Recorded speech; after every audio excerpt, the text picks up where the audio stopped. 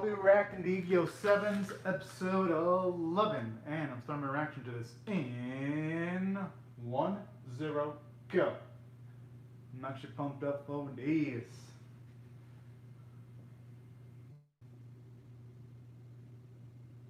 Huh. I actually don't mind this kind of recap.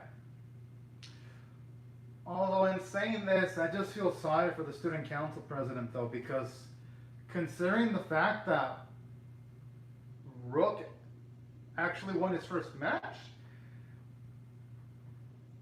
that doesn't really bode well for the student council president to actually win the upcoming match. He's probably gonna get his ass owned, or if he doesn't get owned, he'll just be barely defeated, and he's gonna take the L. Then Yuga's gonna have to rein it in and get the win for everyone.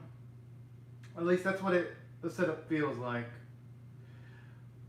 Which, don't get me wrong, this is the type of things you see in a lot of animes. But usually at the very least, animes would like try to throw a twist at you, or they would try to spotlight other characters.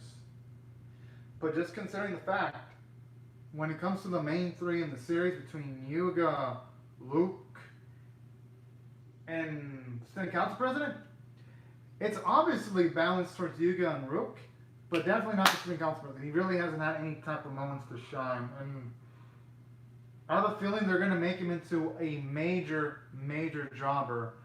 Hope they don't. I hope this can wreck the conventions you typically get in anime, where if it's a three-way group, there's usually a jobber, and I hope that isn't the case, but who am I kidding? That's probably what's going to happen, because they're going to have to hype up Yuga versus Roa. That's just the way things are. A shame too, because I've been waiting for this dude to actually get a win. I've been oh, oh, she's got a yandere smile there.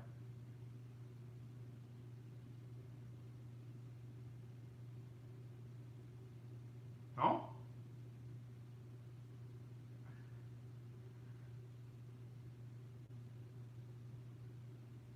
hell yeah! How does Kogetsu wear that? That has to be so cramped up in his in his freaking uniform. How is he not like sweating bullets? They better. I hope they give a. Yo, I like how the traitor made me surprised about someone else being a traitor. Oh, that's adorable. Well, at least Kotaku was on the money. He was actually suspecting her from the get-go. Okay, that's pretty savage there.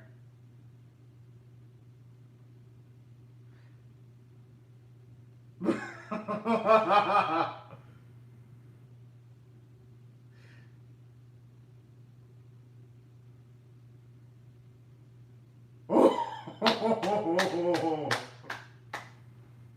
Whoa, what a traitorous bastard! Yo, Yuga needs to reprogram Kaizo once the duel is done.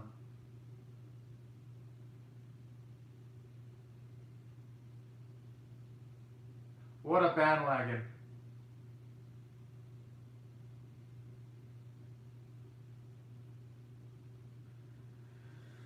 Kinda, that doesn't mean he really knew.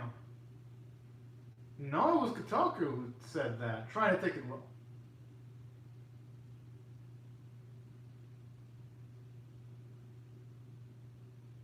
Oh man.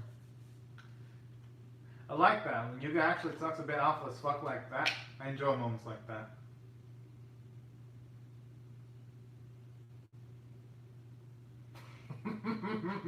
I like how she's talking all today, like I'm sure what's happening is she probably wanted to be a spy, but she kinda probably got attached to some of them. To at least Yuga, Kotoku, and Rook, or at least as friends. I think that's what actually went down. I don't think it's that simple. Do Ronzo and Renosuke have life?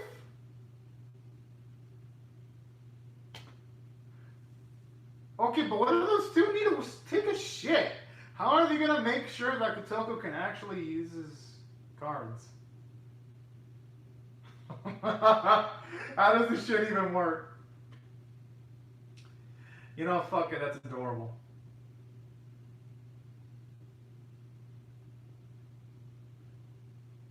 Yeah.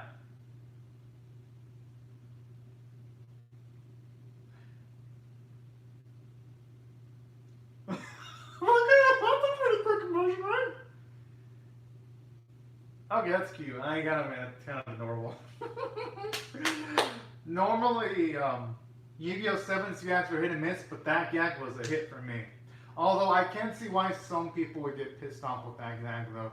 Because if you break it down, yes, how in the fuck did they have the foresight to know that this still was gonna go on at this exact specific time, and why would be there wearing that uniform? If you just break it apart logically, yes, you could see why I could see why the gag wouldn't work for some people. For me, it worked. Yo, animation there looks good. Like seriously, there are some good animators in Yu-Gi-Oh! 7's. Like you can tell some of these animators are trying their damnedest, even though you can tell they don't have a lot of budget to work with, maybe not even the best animation staff. They fucking go out. At least the ones that actually give a shit, they go all out.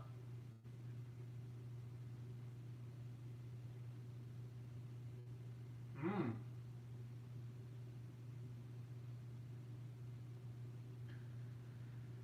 That's pretty smart. Although Romian probably has strong cards to work with. I don't think her deck's just limited.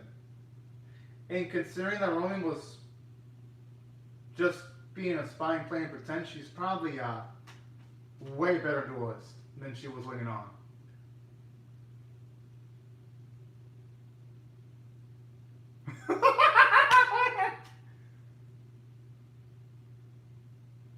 Now he's just fucking with her. I like that. He's just imagining shit in his little blue. Oh my.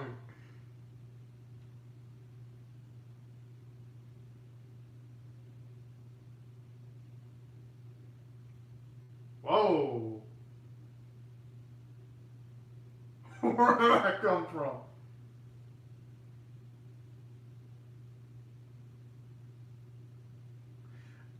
I do like that quirk there, though.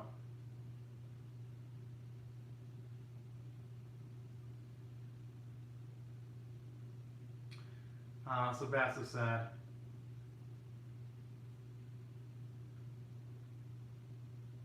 Hey, they have all the right to be rude to Romin and also Kaizo. I'm just saying.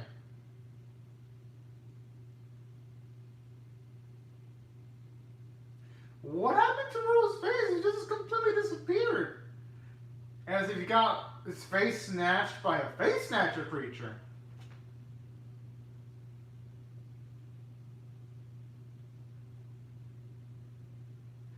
I think anyone could have perceived that Roman was. Okay, that just sounds wrong the way he says it.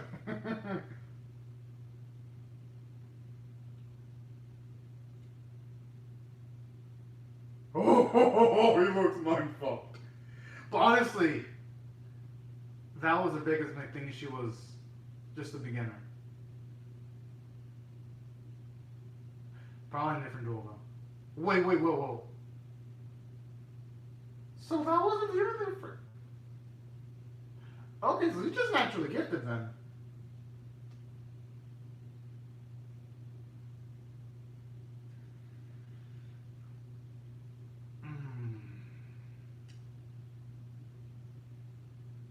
It's actually nice to get to see how she feels about everyone, though. No, trying to justify the ramen episode. The ramen episode sucked balls. That is okay. That's cute, but no, fuck no. That does not justify the ramen episode.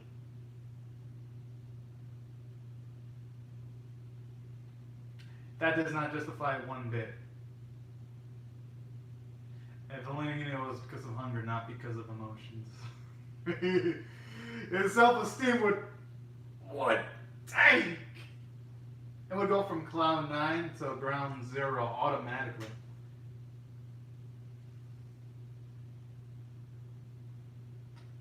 Oh, that creature looks like a character from a Donghua. Looks pretty cool. Hmm.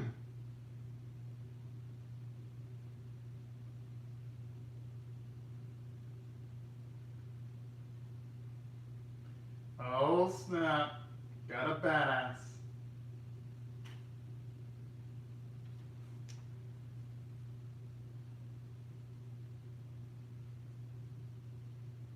Oh.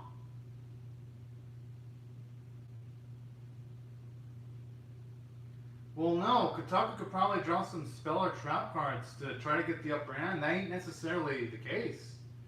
Because if Romy can attack in the next, if she can't summon a level 7 card in the next battle phase, literally, that could give our boy lots of opportunities to draw more cards, set the field to his advantage.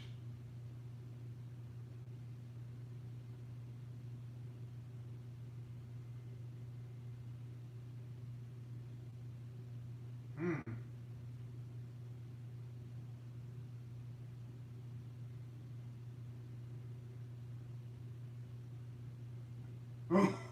Yes! Buster up! Do it! Fucking do it! Yes! I always like seeing traders get their just desserts. Okay, I know just desserts is an actual trap card in Yu-Gi-Oh! I actually used to own that. But I didn't do that on purpose though. But I've always did want to say that in the Yu-Gi-Oh! Reaction video. I've actually honestly don't understand why it took me like 11 episodes to make it to actually mention just desserts.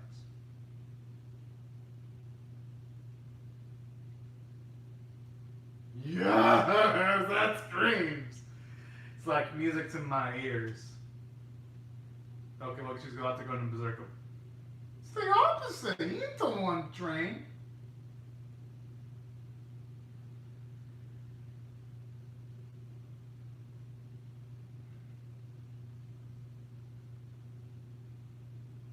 Oh.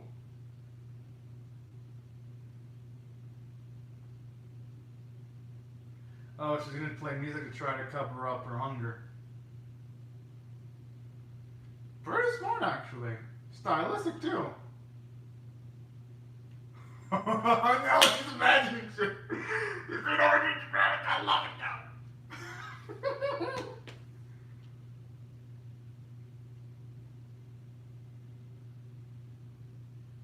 Yep, Yoga. Our boy. It's got food in it. She's probably trying to show that he's got the kid.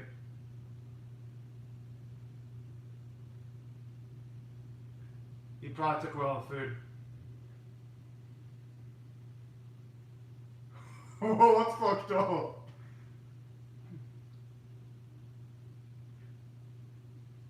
Okay, how in the hell is his stomach semi-skinny eating all that food? It was just like...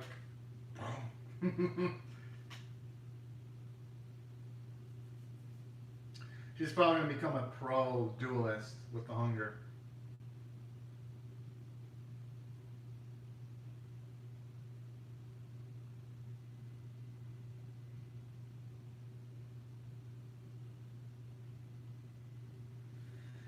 Unfortunately for her, yeah. Okay, that is cold.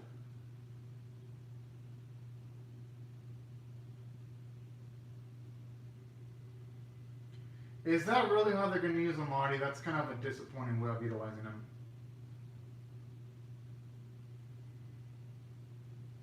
Huh.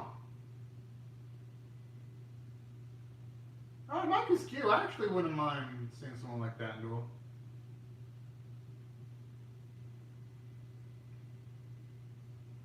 Huh.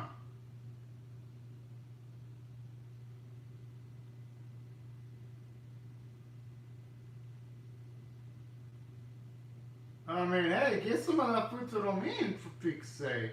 It's obvious. Give the food to the hungry chick. Why doesn't Roman just ask for the food? Come on now. Just If Romy had common sense, she'd be like, yo, can I sample one of those?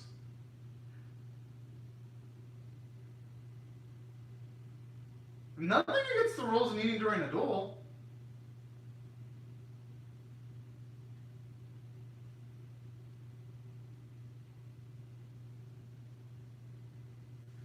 Then why didn't Romy just ask for food?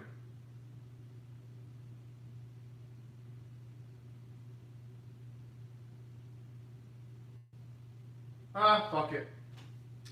The guy didn't make me laugh because literally the food was right in front of her face. Come on now. I do like the animation quality though. And the way she just hitting the guitar like that. That's actually cool.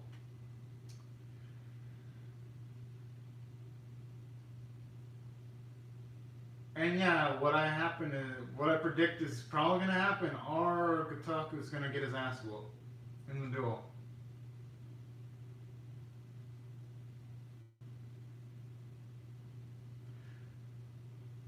Hmm.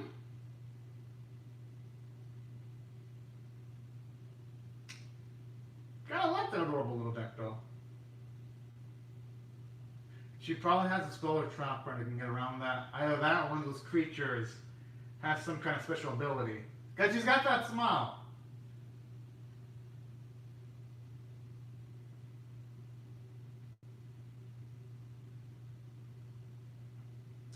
Yep. Had a feeling.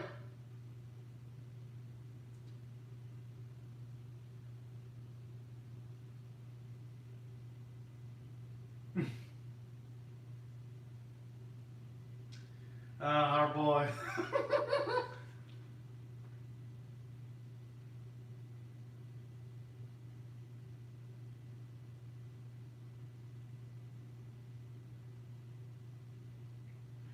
Oh. I mean, if that's why you try to make her hungry.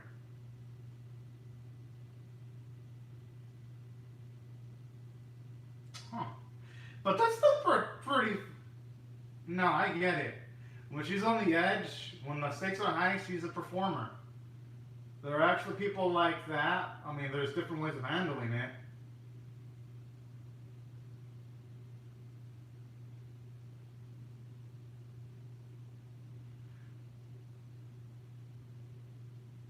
Well, hey, I mean, isn't it's not like there's a rule preventing Yugo from actually walking closer. What is there a freaking rule in the rule book where if you walk close, your buddy's gonna be disqualified? I mean, come on now.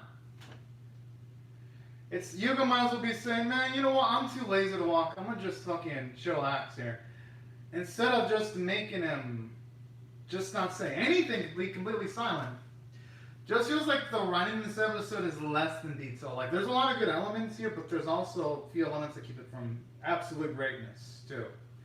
I can't just be ignoring it. I gotta admit though, that game face looks bad.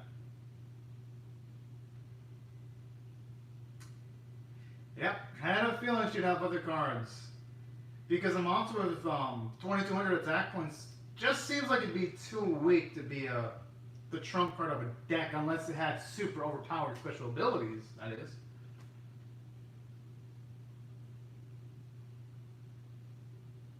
Mm.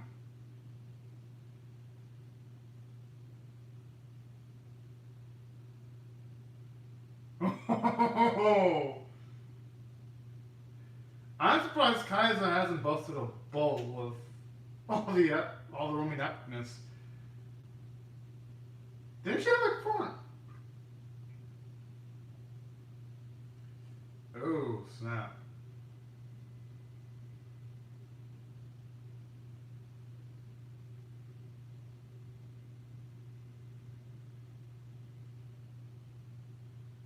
Okay, that's enough. Oh, he's fucked. Yeah, because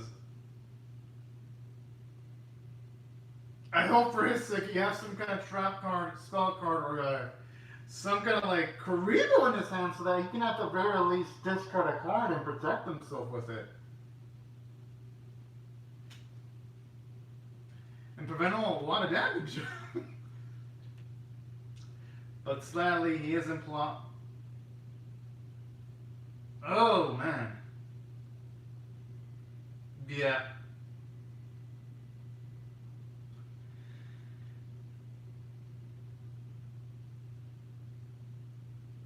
He just got wrecked by a beginner. Not just only a beginner.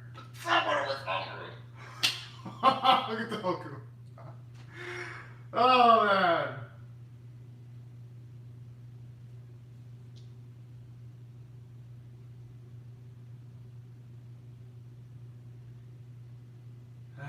Poor man took an L.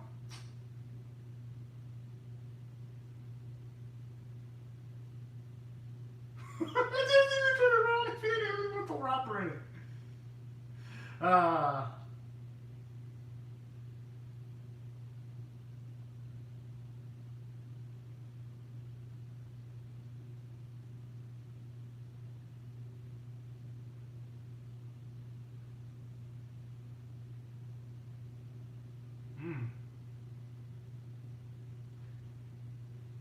Probably just the relation.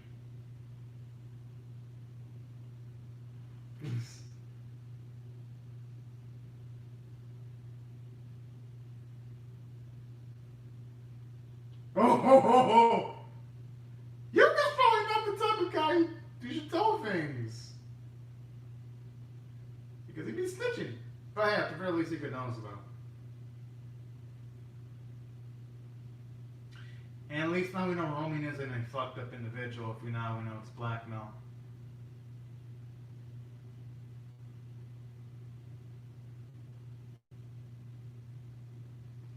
Oh, hell yeah.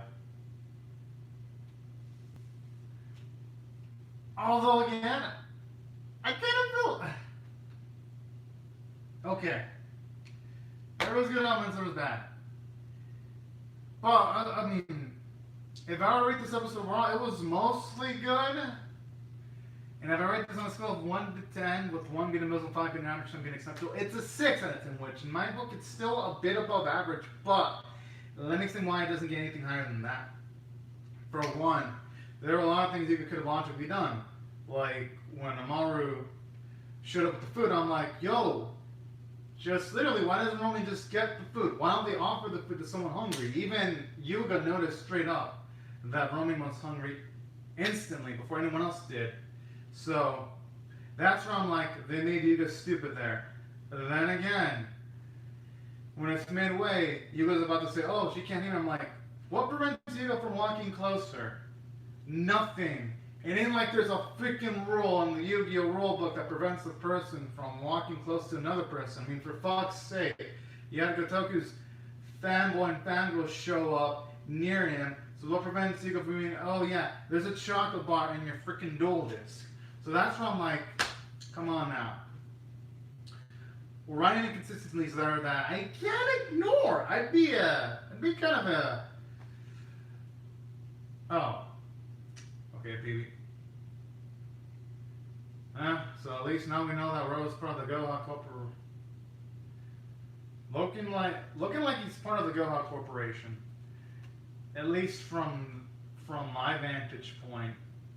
But yeah, that's what didn't score well with me in this specific episode. And then saying that though, I'll give it credit. I did like some of what it did. For example, even though I hated the way that the student council president lost, I felt though, I'm like, really? When are they going to give him a freaking win? Even though I dislike that, I still liked how at the very least they gave Roman an epic moment. I just felt like it was a bit too predictable. If they really wanted to throw a twist, they should have had maybe either Rook lose that match or Yuga. Just considering the fact that Yuga and Rook have had a lot of moments in this series where it's like, yeah, they take wins. They take wins all the freaking time. But, I mean, Rook, he beat the newspaper dude and he beat Yuga and he had those epic feats. While with Yuga, he had the epic feats of being the ones that being the man that decides how rush duels work, winning all those duels. Like seriously, with the way they treat the city council president, it's like he is such a joke that they can't even give him a win. They gave a Romin, a woman who is just barely dipping her feet into the dueling pool. They give her a win.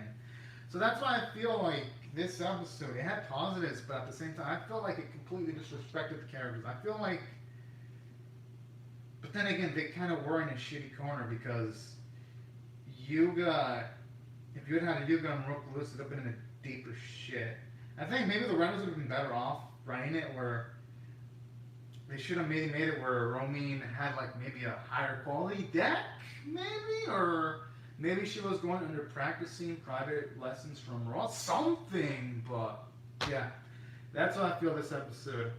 It stirred things up a bit from the character standpoint, and on top of that, I honestly didn't like how they introduced the Roman boy randomly again. I'm like, I know they're trying to justify his existence by having like this cute little joke, but he kind of sucked as a character with how one note he is, and then him being introduced in this one, I'm like, come on, really now? So that's what I felt from a character standpoint. There are weaknesses. Don't get me wrong. I like how you see Yuga being smart in some instances, like when he noticed Roman was hungry at the very least, and how he did acknowledge he had some inklings that Roman was a traitor. There were cool moments like that, and I did like the moment where they kind of bonded Roman and Yuga, where Roman told Yuga straight up that she's being blackmailed.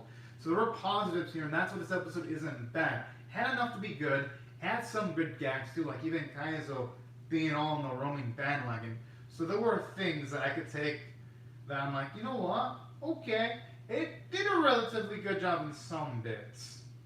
But it was completely uneven. That's the animation saying uneven. Moments where it looked good, and then there were moments where faces weren't drawn and looked derpy as fuck. But when Roman was playing the guitar, it looked beautiful. So that's why I thought this is 6 out of 10 worthy, because there were moments where you see brilliance and moments where it's like, but hey, have faith. Hopefully episode 12 has less flaws. But anyways, y'all, these are my thoughts on Yu-Gi-Oh! 7's episode 11. Be sure to comment your thoughts on how you feel about my reaction or the episode in the comment section below. Rate the video, share, comment, subscribe, and I'd like to thank y'all for watching my video, and I hope y'all have a great, safe, and fantastic day, everyone. Bye-bye.